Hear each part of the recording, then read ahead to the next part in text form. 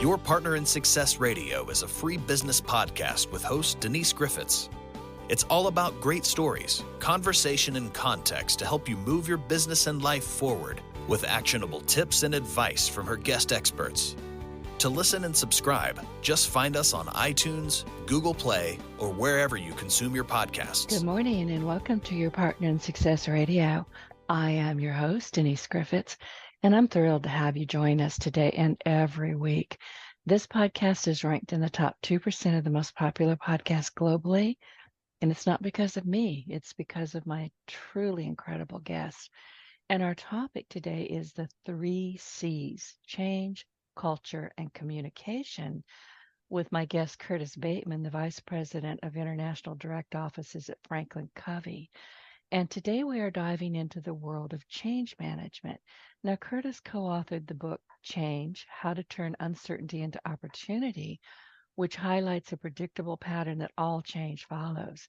And his insights focus on empowering individuals and organizations to see change as an opportunity rather than, oh my God, it's a setback. No, it's really not. It's an opportunity.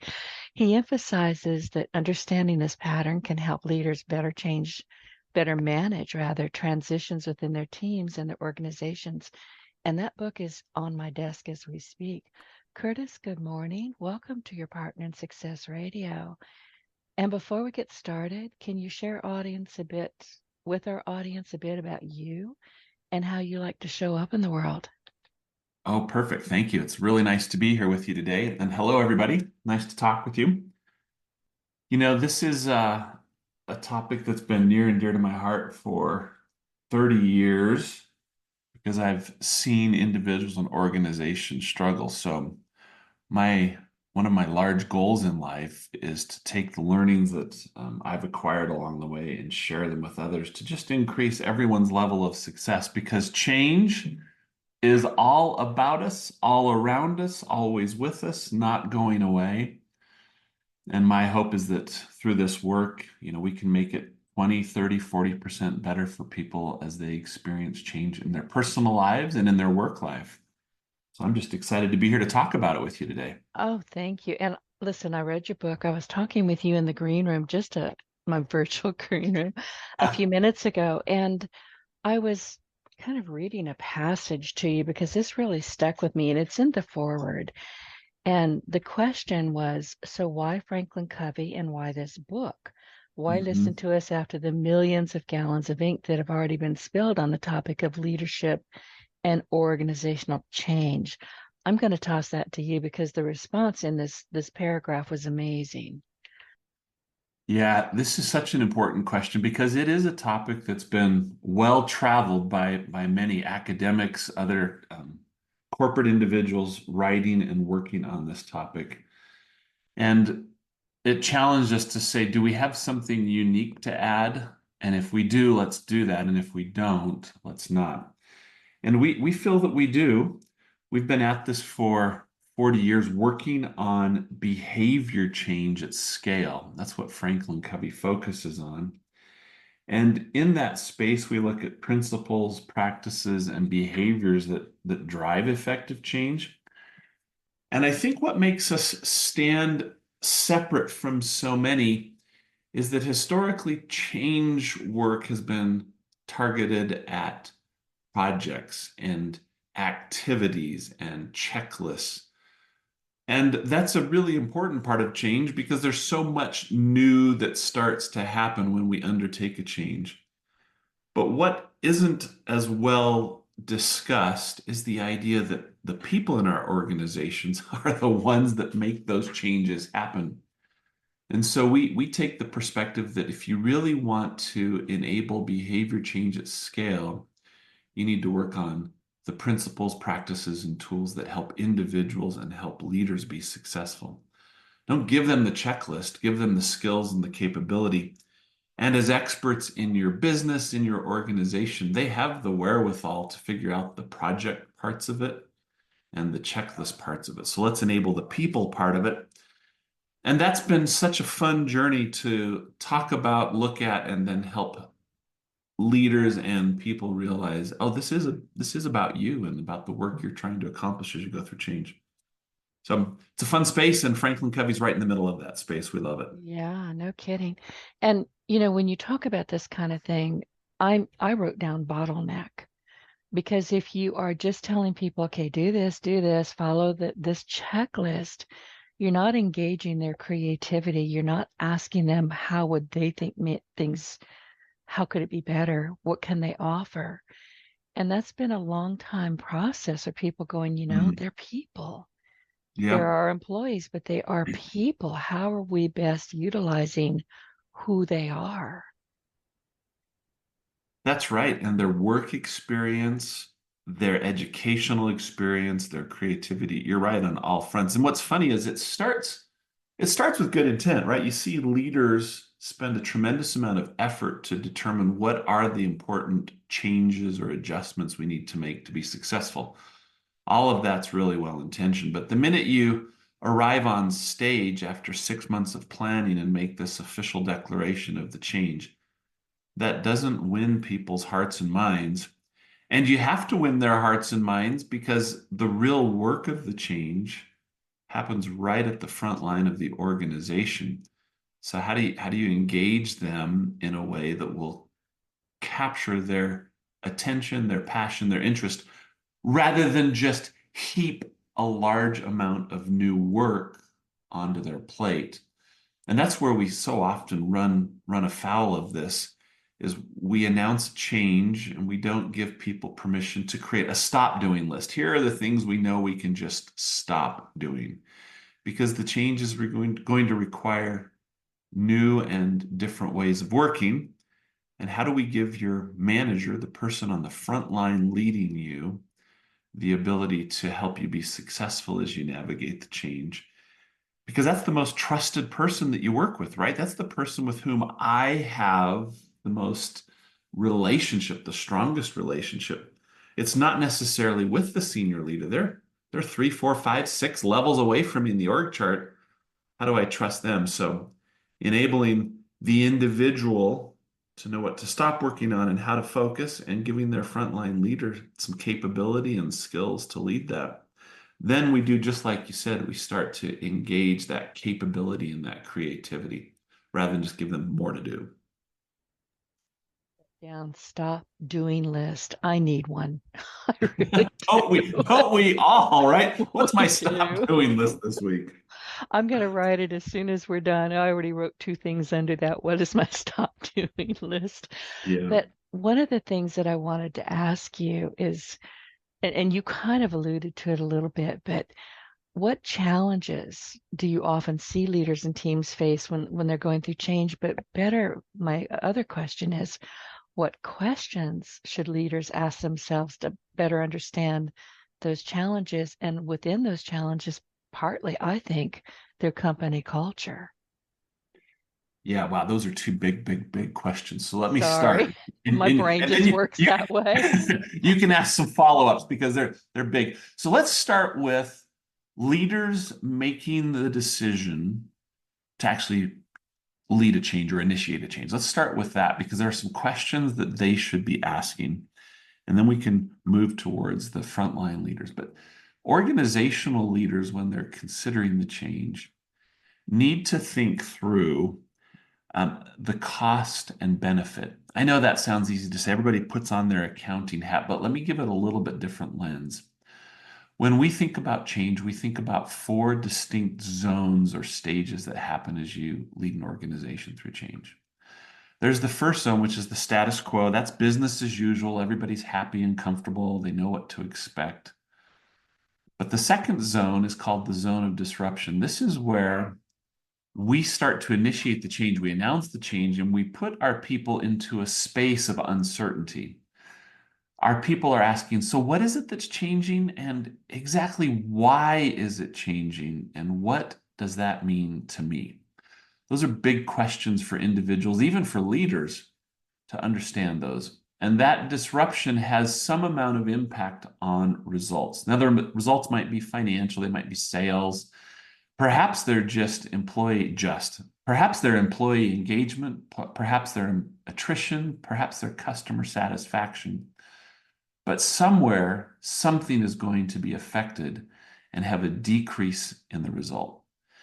And then we work with people to get through those questions so that they can say, I'm in on this change. I choose to engage. And as they choose to engage, we start working our way back through the decline in results by figuring out new and better ways to do things. And that's full of try this, it doesn't work. Take this step, that worked great. What should we do next, right? There's steps forward and steps back in that zone of adoption. Eventually, we get to a space where we're working on innovating. How can we leverage this change for even better results?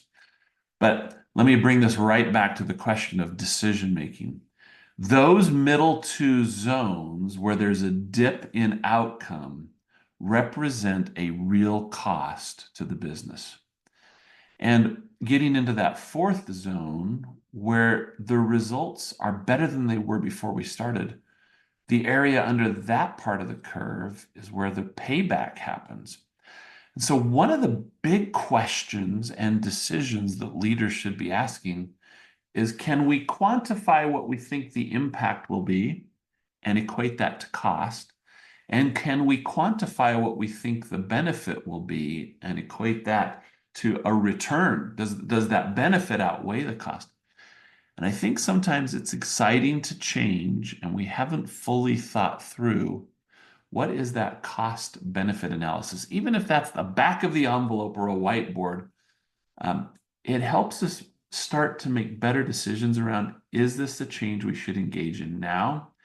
And if it is, what do we expect the cost to be? So from a leadership perspective, getting clear about that rather than just looking at, oh, look at this new space, let's implement this, or let's do this, working through that cost benefit piece is a really important set of questions and decision making for leaders to engage in. And then we can translate that down to frontline leaders. What are the questions they should be asking themselves? Well, the first question, I think, is around their people. And I like to frame this in terms of maybe even a political persuasion map. Who's for this change? Who's against this change? And who's in this middle ground that I need to help? I call those persuadables. So one really good set of questions for a leader to be asking about their people doing the work is, who's for it? Why are they for it? What's making this a positive thing for them? Who's just really against it? And mapping out, why are they against it? And then what we find is usually the 80% are in the persuadable, not sure, I'm a little reluctant. And then as a leader saying, okay, what are the conversations I need to have to give them the answers, to give them the information, and to put them in a position where they can choose to be for this change. And if they're for it, I've got their hearts and their minds and their backs, right? They're going to engage in it. They're going to help with the creative process of implementing it. So there are a lot more questions we should be asking, but those are two broad brushstrokes around senior leaders and frontline leaders around questions they can be asking. And on page 50, you say that change causes friction. And I think we just talked a little bit about that, but I love that change causes friction. Well, no kidding. Yeah, people, Well, and the reason it causes friction, Denise, the reason it causes friction is, we have this phrase, change imposed is change opposed. And that's true of all human beings. If somebody pushes against us, our natural reaction is to push back. That doesn't even mean the change is bad or right or wrong. It just means it worked. I didn't choose the change. I had the change given to me. And so my starting point is to have some resistance. That's what creates the friction. And that's overcomable, but it's overcomable with leadership and communication rather than just work harder. So we've got to shift our mindset there as leaders to say, why are you opposed to this? Well, they haven't been in the back room with you working on the change for 6 months. They haven't figured out why this adds value. So bring them on the journey, help them understand the why and what we're asking them to move from and to. As we engage in those leadership behaviors, instead of change being opposed, we get engagement and it reduces the friction. So it's just real life. These are human beings we're talking about. Do things the way it used to be done. You didn't have the guy in the corner office, no matter where he was in the org chart, just basically issuing edicts and essentially saying, do what you're told, nobody gets Yeah. hurt. That no longer works. I'm not sure it worked then, but it seemed Yeah. to, that's the way it was. But now, and I'm noticing people like you and, FranklinCovey, I mean, you guys are doing some amazing work, but you're understanding that companies, corporations, small companies, solopreneurs, we're people. You can't just boss us around and stifle our creativity and just say, do it. Just do what you're told. It does not work. Look, Those I don't, days are yeah, long gone, God, I right? hope The new they are. generation, it doesn't align with our millennials generations of values. No. And they're 84 million strong. They represent the future current workforce and the future of leadership. So it's just not the way it's going to work. And that's good. That's a great thing. We should be getting better in organizations as people and leaders. So it's an exciting transformation, I think. And listen, there's always going to be pushback when there's change. I fight with my nav system. She is not the boss of me. If she says go left, I'm going to go somewhere else. I get lost a lot, but people, I think most people don't like to be told what to do without some explanations. Why am I doing this? What's going on? Explain it to me, talk me through it. And that's leadership. Leadership will say, listen, we're going to sit down with you.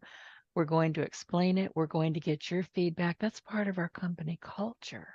If it's not part of your company culture, good luck with the turnover. Yeah, that's right. And this is such an important transformation. I mean, you mentioned the old style of leadership. That's so true. And part of what's changed is we now have most leaders are player coaches. There's a lot, there are far fewer of the sit in the corner, I'm the boss. And even if you're in that circumstance where leadership is your full-time work, what we're inviting and encouraging leaders to do through all of our experience is to not stand up and monologue and say, here's the change, and then go back to your work behind the scenes, but to engage in a style of communication that is dialogue. Look for the engagement, look for the questions, ask for the unknown. So often, as a senior leader, we make a decision, but we may not realize fully what it means a few layers down in the organization where the rubber meets the road. So engage in that dialogue. Let people have a voice, let people ask questions. It will actually help qualify the from and the to statements, what we're asking them to move from and to. And it will do it at speeds that will accelerate the change, but it requires dialogue versus monologue.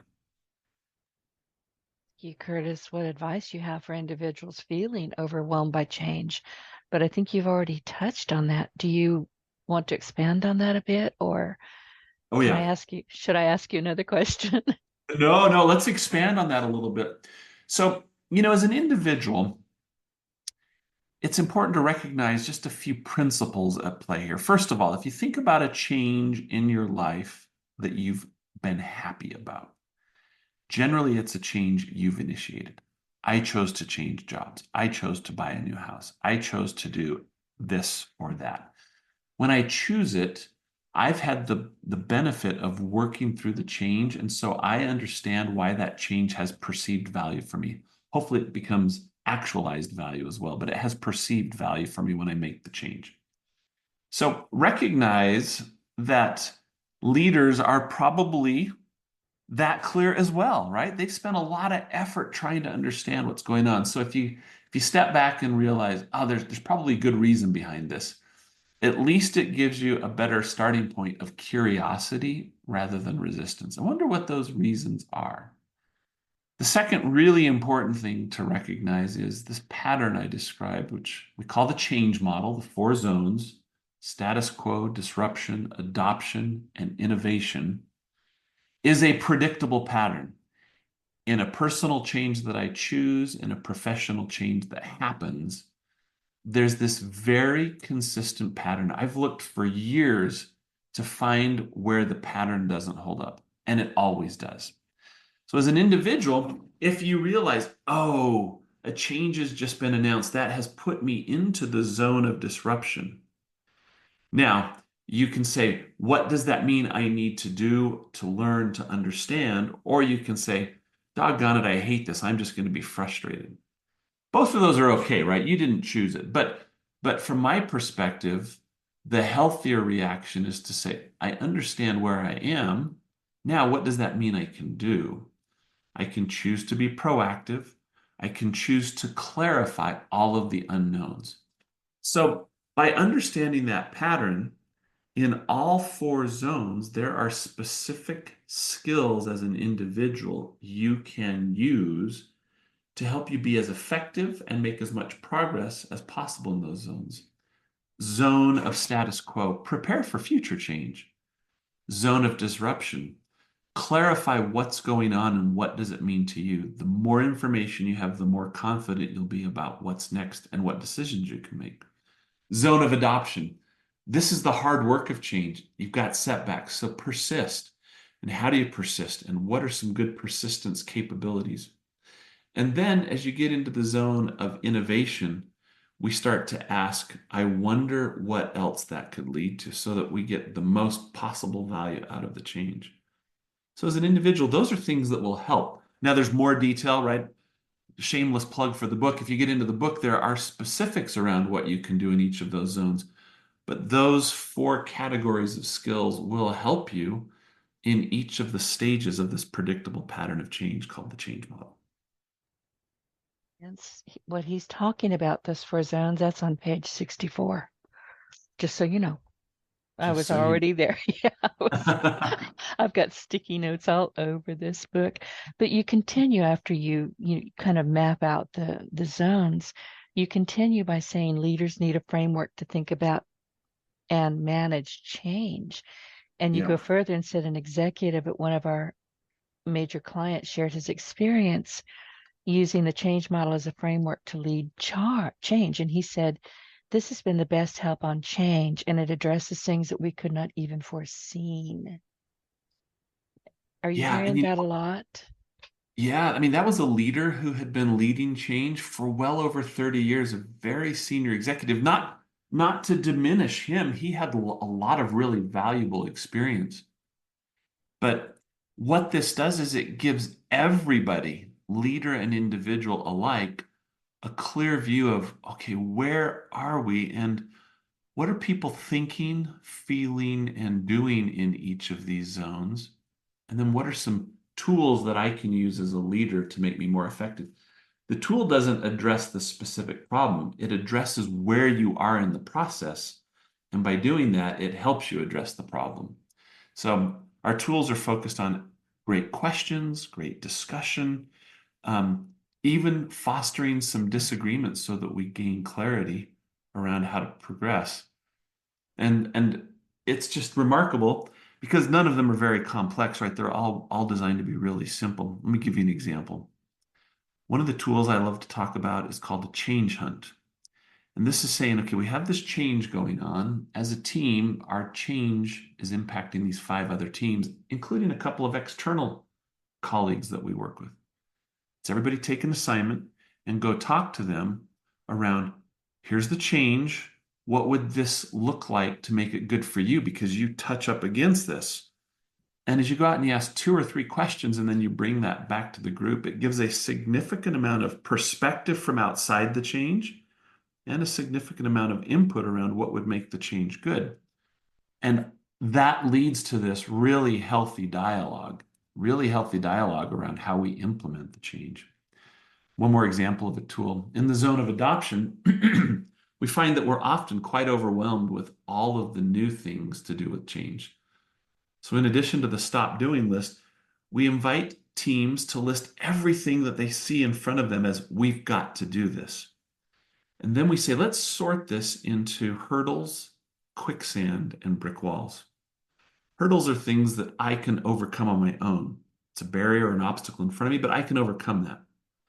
And so out of that whole list, a third 50%, 20% end up on the hurdles. We know how to deal with them. It's just some hard work. Then there's quicksand, and this is where we need somebody else to help us, but working together, we can get out of the quicksand. So which are the ones where we need to partner with others in our team or outside the team? And then there's the brick walls. The brick walls are things that we just don't have a way to solve ourselves. So that gives the leader a clear working list of things they need to go outside of the team to other leadership and figure out where's the resource, where are the ideas, where is the right group to work on this. And what happens, is it takes this large, overwhelming list of all the things we could and should do, and it breaks it into manageable pieces and has the right people working on it.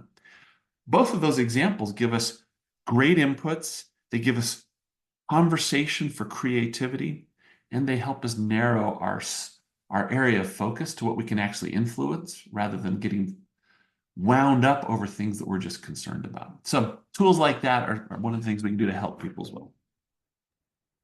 Say the chapter I'm looking at, change, how to turn uncertainty into opportunity. It's my favorite chapter. There's a section here on page 73, know what's appropriate to share and what's not. And it says, while leaders shouldn't share everything, they're almost always not sharing enough.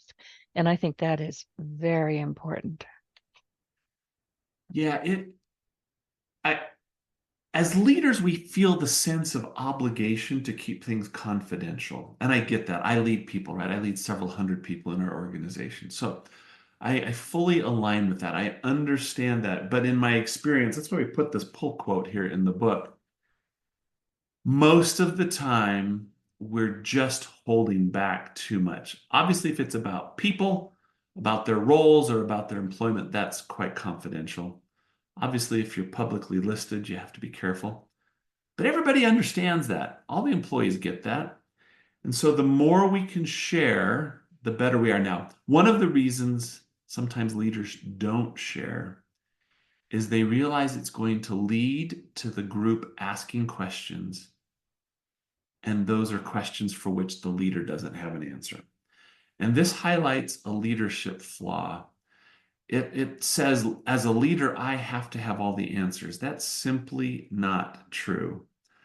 I was listening to a video of a great professional athlete recently, and he was saying vulnerability is power, it's strength.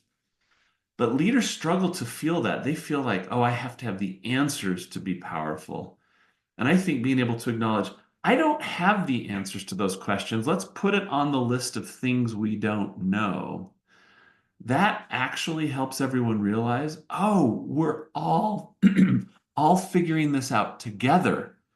And that actually engages our people. Now we have to get the answers, but by acknowledging, hey, there are some things I don't know, and there's some things we need to figure out, that engages our people because they feel like they can be part of some of those as well. So if the reason for holding back information is you feel threatened because you don't have the answers, that's one of the primary reasons to communicate. It will create higher engagement and you'll actually get really creative contribution from your people. And in my own business, I was the bottleneck for the longest kind of time. And then I figured out that my team didn't really like me very much. And God bless them, they had every reason not to like me very much. I was just issuing orders and edicts and, basically do what you're told. Nobody's going to get hurt.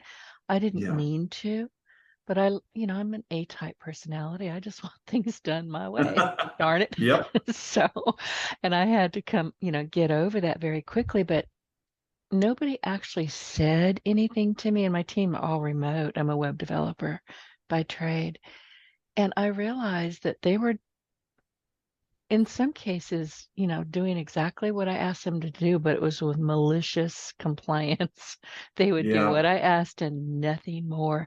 And I wasn't getting any feedback from them. Well, of course I wasn't. I wasn't inviting any. And I thought, I'm going to lose them. I'm going to have to start all over. I don't, get out of your own way, Denise. So I did a conference call and apologized and said, I know what I'm doing. I think I understand what I'm doing. And I hire people. Listen, I don't ask any of them to do something that I can't already do on my own, but I hire for specific work Yeah. and they stay on top of it. That's their business. They run their business using this particular tool or this strategy. And I can't stay on top of all that. I don't want to stay on top of it. So once I said, I'm sorry, and I need for you to tell me what you think is best, they're still with me. That was 10, 12 years ago. They're still with me. But I had to get out of my way big time. Yeah, I love that story. That's a great example of vulnerability, owning your own, mistakes and learning from them. I think that there are probably two insights that I would share that relate to this. The first one is, a lot of leaders behave that way, not with malicious intent, but based on what experience or what training they've had. And so I would offer this comment. It comes from one of our other content areas, but it says you can't talk your way out of a problem you've behaved your way into. So you do need to own it, but you need to behave and act differently, and people will follow that as you lead them differently. The second thing I would say, which is such a hard thing, it represents the transition, I think, from leading a team where you can do everything they do to leading just leading, where you may not have all the skills of everybody in your team.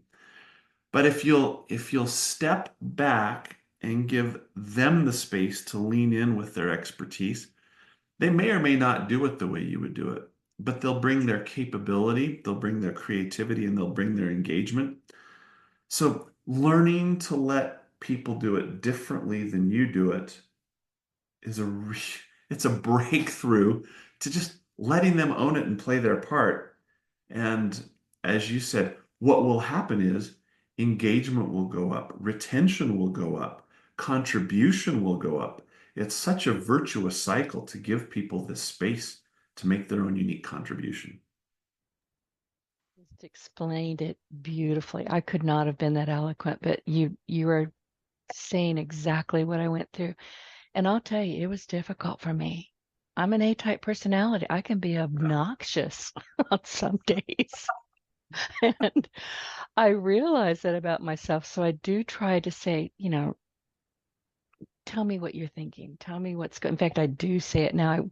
Once I figured out that they didn't really hate me, they just didn't enjoy working with me anymore. Yeah. And then I looked back at my behavior and went, huh, you think?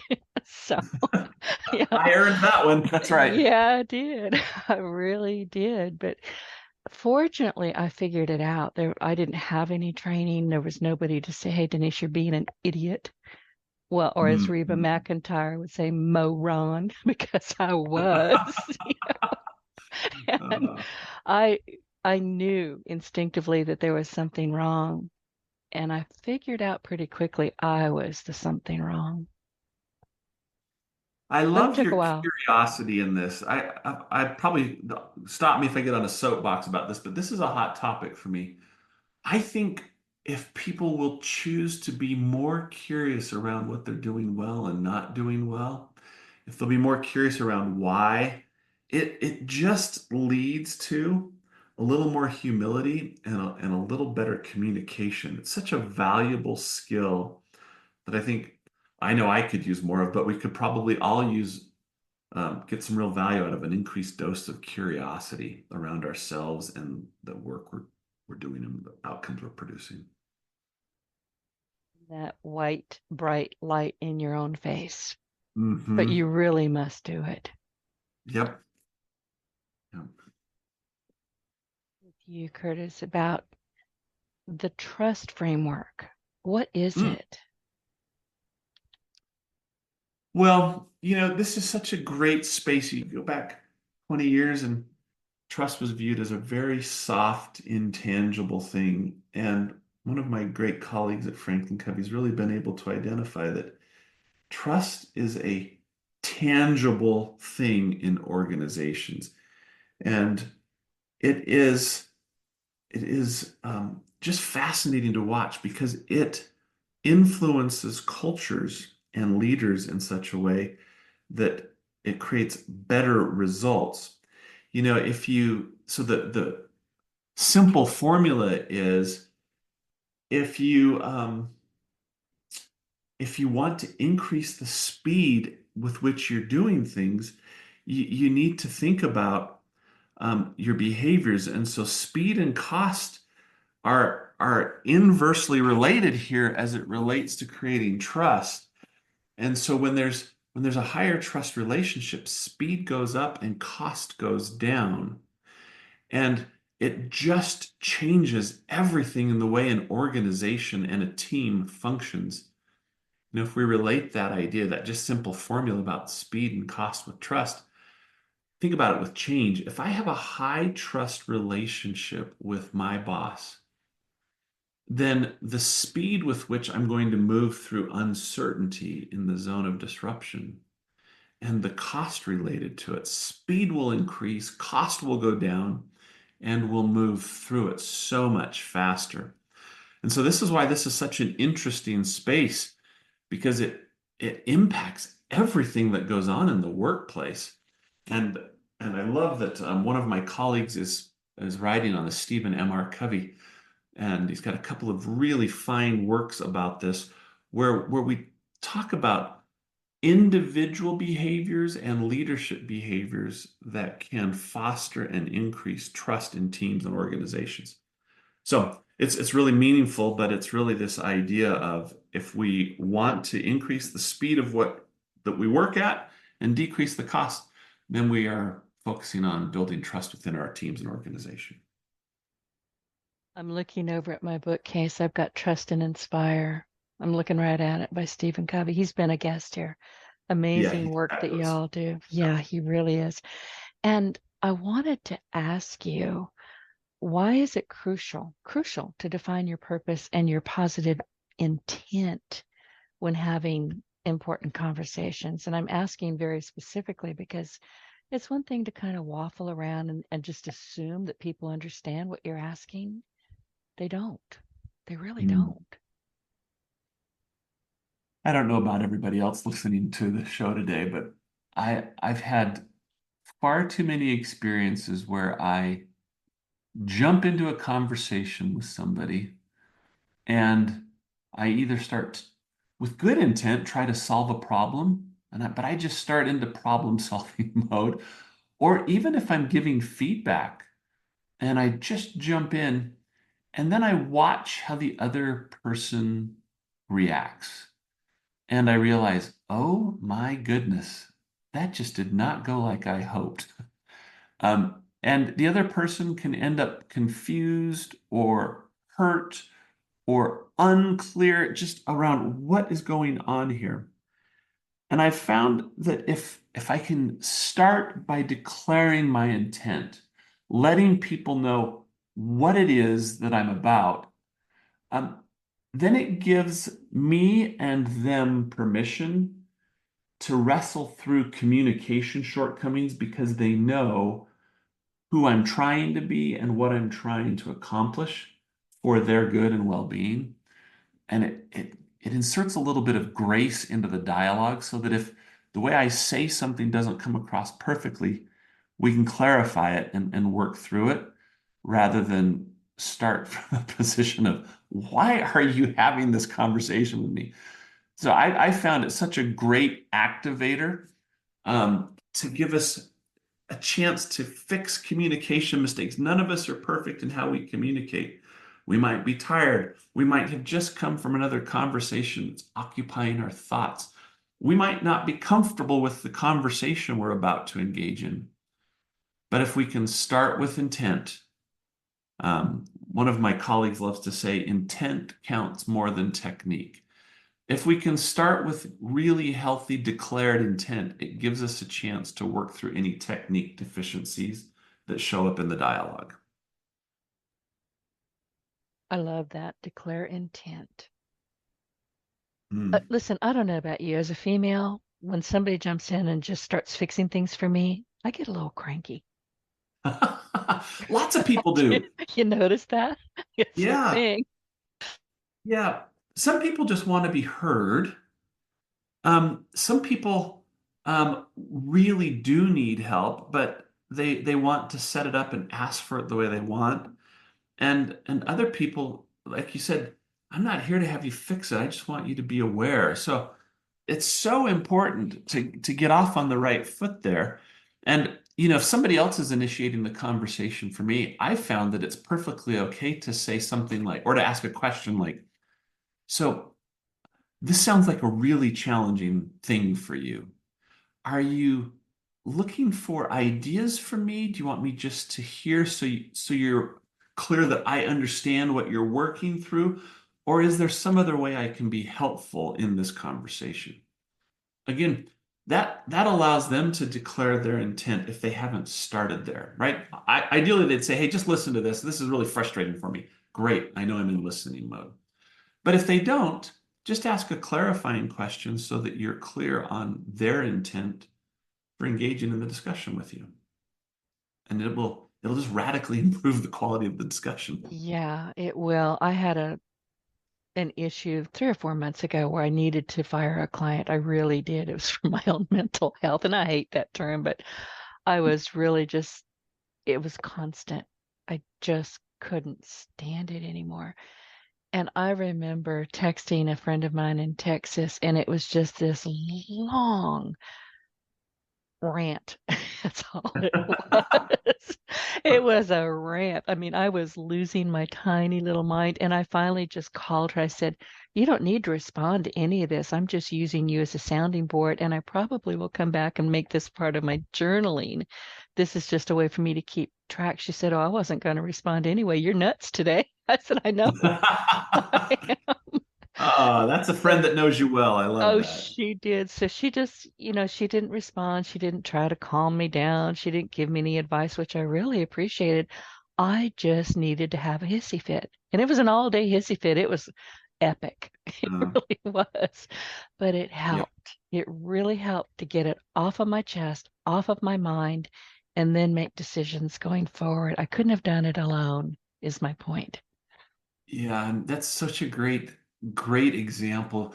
We need to manage our own energy, and sometimes we need outlets. I think we live, especially in North America, we live in a world of fix the problems, fix the problems, fix the problems. And so everything is viewed as oh, I need to fix this. And so often as people, as human beings, we just need to be heard. We need an outlet and we don't need somebody else to fix it. So that's where this intent idea can really come in handy. Ask about the intent, or if you're the person sharing, declare your intent like you did, even if it was a couple texts later. It helps the other person know whether or not we really are in problem solving mode. And a lot of times we're not, we're just in listening mode. Right. And I really needed to be heard. And she was my go-to victim. Thank God. She heard everything and she eventually just said, okay, Denise, have you calmed down? Yeah, a little bit. So we talked about it and she came up with some very good ideas, some of which I went, oh yeah, I can do that. And others, let me think about that. But it's part of that creative process. It's part of that being heard. It's part of having, somebody in your corner that's not going to judge or say, Denise, do you need drugs? No, I just need to be heard. I just Yeah. need to, and I wasn't even talking to her. I was just texting like a maniac. But I'm telling you, it was cathartic. Yep. It really was. Which is interesting because that actually is what you were needing to fix things rather than somebody try and fix it, what you needed to be Absolutely. Absolutely. I heard. needed to be heard. I needed to hear myself because after a while, I texted her and said, okay, I think I've run down now. She said, oh, good. And that was the end of that.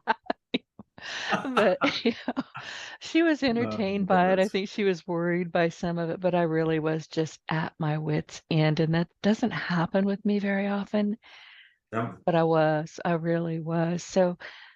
So much of what you're saying here today, Curtis, is we need to be heard. We need to listen. We need to contribute. We need to be creative. We are people. We are humans. And there's so many ways that you've explained in this book that just make perfect sense to me. I'm like, yep, Yeah. yep, yep, got it. I love your captain's corner. Every Mm. chapter has a captain's corner. And right now I'm looking at in the zone of adoption, page 143, and you're talking about obstacles. You mentioned hurdles earlier. Yeah. And a possible solution was, what is your mindset relative to this change? What have you tried so far? What possible solutions might fix the problem? What might you need to stop doing to prioritize and address this obstacle? Well, I had that hurdle and I used text, so it Yeah. worked. Yeah. But Yeah. yeah, this is a terrific book. I wanted to ask you what, and I should have asked this earlier.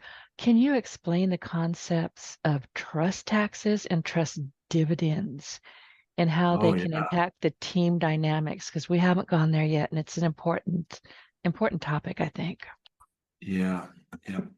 That's such a great question. And it shows up, I mean, it relates directly to the change work as well, but it relates to so many other parts of life. So everybody knows what a tax is, right? A tax is a financial cost. It creates a drag for you. Um, and a dividend is where your investment pays back or it adds value. It creates extra value. So when you think about that in terms of trust and trust relationships, either between a manager and an employee, these can even exist at an organizational level in a trust between two organizations. If there are behaviors that create a drag, they actually withdraw trust from the relationship. Those become a trust tax. And if there are behaviors and actions that create dividends, then they create that extra value that we're looking for. So I love that this has come up in the work because if you pause and think about it, you can think about relationships where there are behaviors that create a trust tax. I don't know if this is the case in your client example, Denise, but I've had client experiences where the work with them is such a withdrawal because it's constantly trying to get more or take advantage of, and it creates this trust tax in the relationship between our organizations. And when that happens, it diminishes and erodes trust. And if we go right back to the speed and cost, the less trust there is, the slower things go, the more the cost is.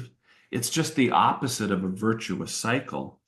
And so sometimes those trust taxes show up in the form of counterfeit behaviors, people doing things that are a counterfeit of a high trust behavior. And if we connect this back to change, you know, if we're a leader communicating and let's say it's manipulative language to get people to engage, that's going to create a trust tax. It's going to create a drag because people start to see through that. There's a reason the data shows that senior leaders are the least trusted source of information in organizations. It's not because they're not trustworthy, but they're the farthest from the work. And then at times they might do things that feel like people are being a little bit manipulated or coerced into a certain set of actions. And so we really have to watch that in our behavior. For people that would want to learn about that, there are in our trust material 13 behaviors that exist between individuals. And in that, we highlight what are the counterfeit behaviors that can really get in the way and create trust taxes. So it's a great nomenclature to work on. One of the things I love about FranklinCovey's frameworks and methodologies, we're seeing it in our trust content today and the change content, is we start to give language around what can be really difficult conversations. But if we can use the language from the frameworks, it makes it a lot easier for us to engage in it. So if I talk to somebody about a change and I realize that they're in the zone of disruption still, I can talk about, hey, it looks like we're in the zone of disruption, rather than saying, why aren't you on board with this change? What's your issue? I can say, it looks like you're in the zone of disruption. And in the zone of disruption, I imagine you're thinking and feeling these two things. How aligned am I to what's really going on for you? That's such a much more approachable way to talk and get into the difficult conversation. And that will create a trust dividend because we've done something that is a safer way of communicating about the change. So some great things going on that you're bringing up from both our trust and our change content. Listen, I love all the work you do. I'm passionate about Franklin Covey. So Me too. I'm glad to hear it. I am. I'm kind of a fangirl, if anybody can, if you haven't been able to tell yet. But can you share some success stories where your strategies significantly improved an Yeah. organization's ability to adapt? Because, if we always think, okay, I got this, I got this. I start my day out sometimes. I got this, I got this. Oh, I don't got this. Yeah. So, and I suspect a lot of people go through that at different points during the day. I got it, I got it. Uh-oh. Yeah, let me share a client one and then a personal one on a change that I've led, and they're at two different levels. One was a change that an organization was going through, about 70,000 employees. And I got on with some senior leaders and I simply walked them through the change model that we've talked about, walked them through the reactions that people have, the common reactions. And as they were getting ready to announce the change, just focused on the idea of engaging in a dialogue so that they create a space for their people to ask questions and to work through what they need so they can engage in the change. So we spent just 3 sessions together, probably talking 5 or 6 hours in total. And as they planned the change and then implemented this quite sizable change, it was a structure change. I had the CEO call me back and say, this was the most successful change I've ever initiated. Now, here's what's interesting. Did that make it problem-free? No. Did that make it less work? I don't know. Probably not. There was some real energy that went into this. But what I do know is he felt like it set them out of the gates on this new change in a better way than a change he'd launched at any point in his career.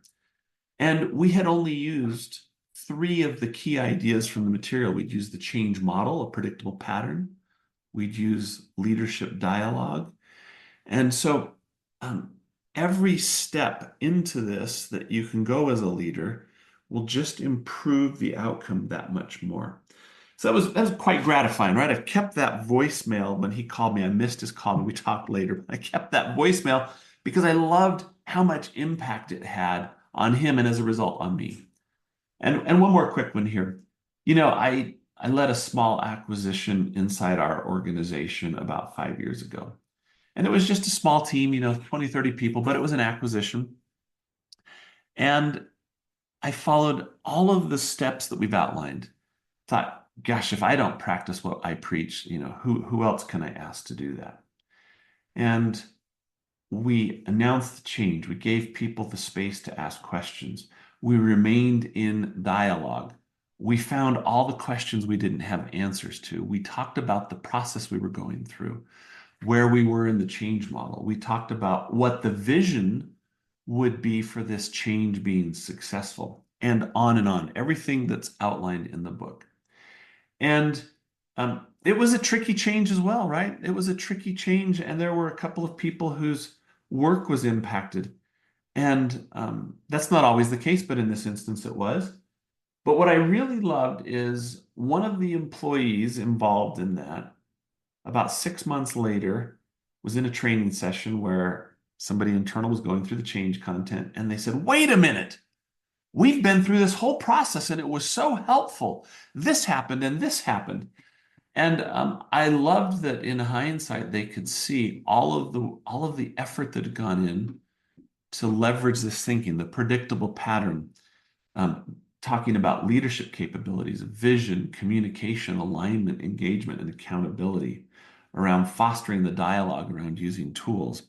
So, in both of those instances, some of the joy came back to me because I saw that engaging the people and following this framework really made a meaningful difference and created a significant benefit to everybody involved. So it works. It works. Every time it's used, it works. And the more times you use it, you move from awareness to skill to actually driving and developing a real competency around leading change. So exciting space. I love it. I wanted very quickly, and I should have started here, but I didn't because I've got sticky notes all over this book. Chapter 1 starts with a Yeah. parable. Who Oh, I rocked know. the boat? Tell me about that. Well, I worked for years with Dr. Spencer Johnson, who wrote Who Moved My Cheese, a good friend and mentor. And I thought, I can't write a book of my own and not include a parable. So it's a parable of a ship's captain and a crew. And the parable is used to explore the human reactions that exist within change. And it just explores 5 really common reactions that we see and helps us learn that labeling those reactions doesn't mean that's where we have to end up. It just recognizes that we all start change from a different place. So I'll leave it to people to go find the parable and read it, but it's a fun little story with illustrations and pictures to get us started as we move into the change content. I had read, or you shared with me, I think that you worked with Who Moved the Cheese. I went, oh, now that's interesting. So, and Such I a great hadn't, brand and story. yeah, it really is. So, Curtis, tell people what you want them to know about you and this book. What's important that our audience needs to hear from you? Yeah, I suppose one of the things I want people to know is my underlying desire in all of this is just to help people be more successful with change. Obviously, it's work, it's commercial, et cetera, but I've been on this journey for a lot of years, and the principles that are outlined here, they work. They're absolutely true. If people will use them, they'll help, and that's my goal. Do all of this to try and help people have a better experience with change because it's all around us. And in my research, 88% of people think a change is going to lead to something worse for them. That doesn't have to be the case. So I'm just trying to offer that up, me and my co-authors and Franklin Covey, to help people be way more successful. So if you want to work with this or learn more about it, I'm on LinkedIn, Curtis Bateman. If you go linkedin.com/Curtis Bateman, you'll find me. I post about it, I write about it. All my blogs and interviews get referenced there. So there's ongoing thinking about this. And then if you go to FranklinCovey.com, you can find me there in the speaker section and see more in terms of graphics and images and information about what we do. But any one of those would be great. And hopefully some of the ideas we've talked about have been helpful to people today. That's the goal. And you mentioned your co-authors. Can you introduce us to them very quickly? Yeah, 3 fantastic co-authors. Let me start with Christy Phillips. Christy did a PhD in organizational change, so she's got a very academic background to this. She's led large transformational changes in the healthcare space that gets highlighted in the book. Andy Sindrich has been a high school principal. He's been a Franklin Covey consultant. He's led large change initiatives. He's helped organizations in school with change initiatives. And then Marche Plachette, she's out on the East Coast. Marche is all about human beings in the change process. And you hear that wonderful side of her come out throughout the book as we just never get away from the idea that people are involved here. And she's so passionate about helping people and helping leaders, coaching, leading work sessions. So, a very diverse group in terms of experience and background and capability, but just a wonderful group of co-authors. And again, you can find all of us on the Franklin Covey site. You'll run into all of us if you get into the speaking section about change. We're all listed there. Curtis, it has been delightful chatting with you today, and you are welcome to come back any old time. You just let me know. Oh, perfect. I So, love it. Thank you. and if you have anything that you want the audience to know about your book or your co-authors, just shoot me a note. I'll get it out there for you. And to our audience, in our conversation today with Curtis Bateman, we delved into all kinds of interesting stuff. We delved into the transformative insights from his book, Change, how to turn uncertainty into opportunity. Get it. Go get it. And he shared practical strategies for navigating change, emphasizing the importance of trust and empathy within teams. I think that's something that we're finally figuring out that we need. We need to trust one another. We have to have a certain amount of empathy, and we need to listen. and he discussed how leaders can effectively manage the common reactions to change and the critical role they play in fostering a supportive environment. So if you found this discussion as valuable as I did, I encourage you to consider adding change, how to turn uncertainty into opportunity, to your entrepreneurial library for further exploration of these essential concepts. I can't talk now. And I would love for you to take a moment to hop over to Apple Podcasts and leave us a review and mention Franklin Covey and Curtis. Your thoughts not only help me improve, but also allow me to reach more listeners who are eager to learn from people like my fantastic guest here today. So thank you so much for your support, and let's keep that conversation going. And I will see you next week. Curtis, thank you. My pleasure. Thank you for the conversation. Oh, anytime. Get your voice heard. If you would like to launch your own far-reaching podcast, contact Denise Griffitts at yourofficeontheweb.com and go to the podcast tab.